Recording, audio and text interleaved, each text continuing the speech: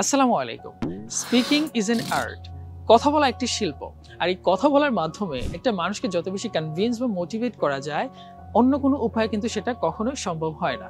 কাজেই আমাদেরকে জানতে হবে কখন কোন সিচুয়েশনে কি ধরনের ল্যাঙ্গুয়েজ বা কথা বলা উচিত। অন্যথায় ইট মে হার্ট আদার্স, রাইট? সো আজকে আমরা এমন কিছু শিখতে যাচ্ছি, সেক্ষেত্রে আমরা দেখব কিভাবে কাউকে ডিরেক্টলি কোনো প্রকার উপদেশ না দিয়ে বা সাজেশন না দিয়ে ইনডিরেক্টলি দেয়া যেতে পারে। তেমনই একটা হচ্ছে if I were you I do that. আমি যদি তোমার জায়গায় থাকতাম তাহলে আমি এটা করতাম। দেখেন, সরাসরি আমি কিন্তু বলছি না এটা করো, বরঞ্চ আমি কি বলছি, if I were you I would do that.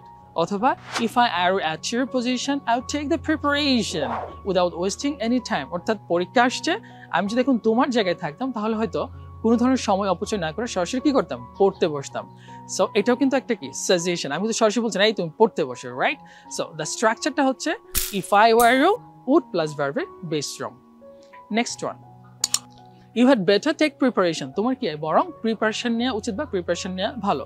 আর তুমি এই উল্টাপাল্টা কোনো কাজ না করে you had better take preparation, অথবা you had better go now, অথবা you had better go to sleep right now for having a sound sleep. And the last one, you should take preparation for your exam, অথবা you should go to sleep as early as possible. So that's all for now. See you soon with a new video. Till then, Allah Hafiz.